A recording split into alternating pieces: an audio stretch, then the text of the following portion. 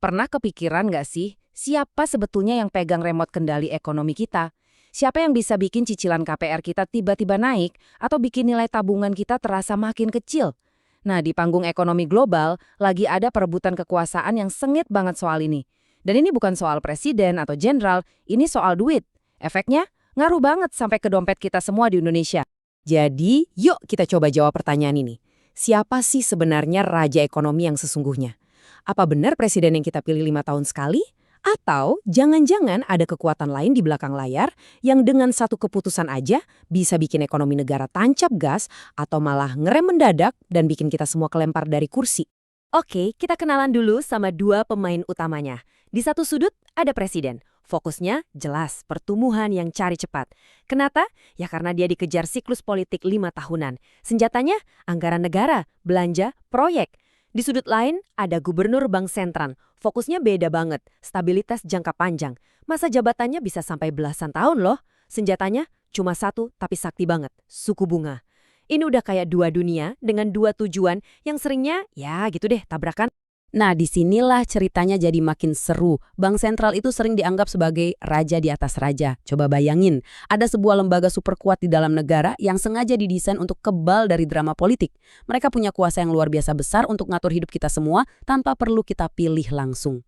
Dan metafora ini pas banget. Pemerintah demi ngejar target, bikin lapangan kerja dan pastinya popularitas, itu nginjek pedal gas dalam-dalam. Tapi bank sentral yang tugasnya jaga-jaga biar mesin ekonomi nggak kepanasan dan terbakar karena inflasi, malah narik rentangan.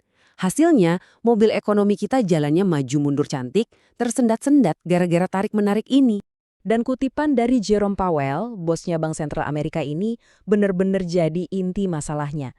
Dia negasin kalau kebijakan moneter itu harus berdasarkan data, bukan karena bisikan apalagi intimidasi dari politisi. Nah, pernyataan inilah yang jadi jantung dari pertarungan sengit yang bakal kita bahas habis ini.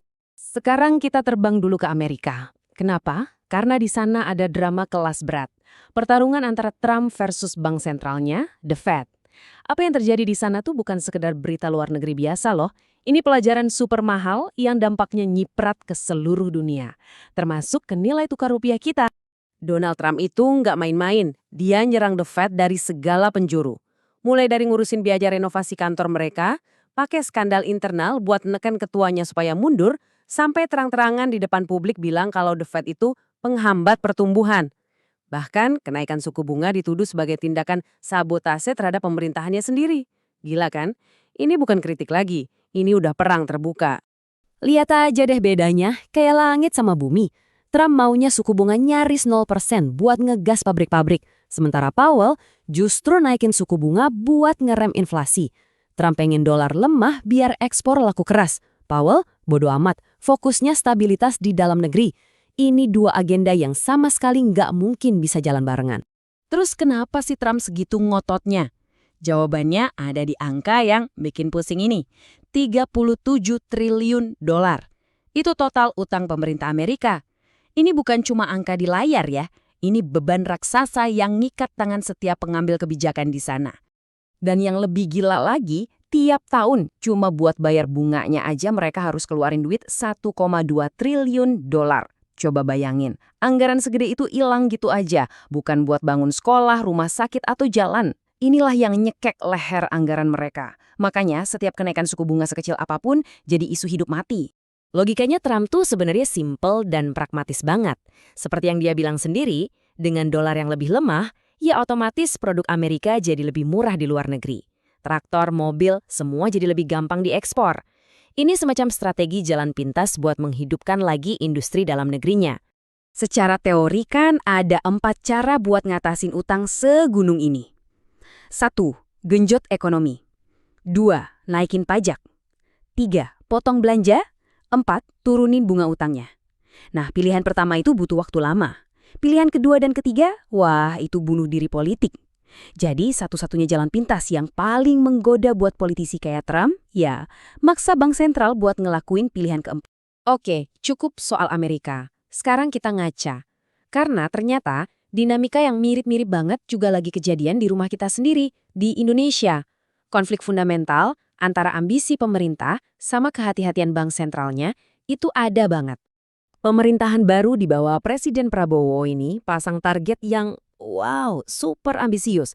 Pertumbuhan ekonomi 8%. Angka ini bukan main-main loh. Untuk bisa sampai ke sana, mesin ekonomi itu harus digeber habis-habisan. Dan bahan bakarnya cuma satu, kredit murah dari bank. Nah, di sisi lain ada Bank Indonesia yang tadinya ngerem terus dengan suku bunga tinggi buat jaga stabilitas. Tapi kemudian ada kejutan besar. BI tiba-tiba banting setir, motong suku bunga secara agresif. Sebuah langkah yang kelihatannya sejalan banget sama maunya pemerintah, tapi bikin pasar finansial garuk-garuk kepala dan nanya, loh, ada apa nih? Dan pasar nggak butuh waktu lama buat bereaksi. Langkah yang dianggap terlalu politis itu langsung bikin cemas. Rupiah langsung anjlok ke level terlemahnya. Ini bukan cuma sekedar angka ya, ini sinyal paling jelas dari pasar yang seolah-olah lagi teriak, waduh, kami jadi ragu nih sama independensi Bank Indonesia. Dan disinilah kita lihat beda krusialnya. Di Amerika, The Fed berani ngelawan tekanan politik.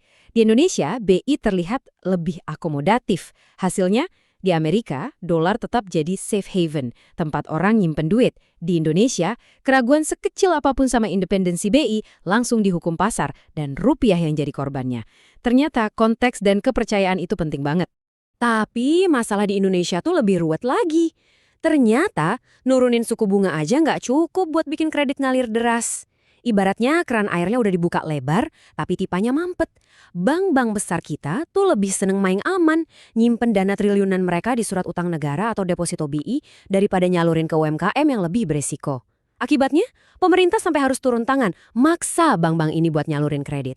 Oke, setelah kita lihat semua gejolak ini, baik di Amerika maupun di sini, gampang banget kan buat jadi pesimis dan mikir kita lagi jalan menuju krisis.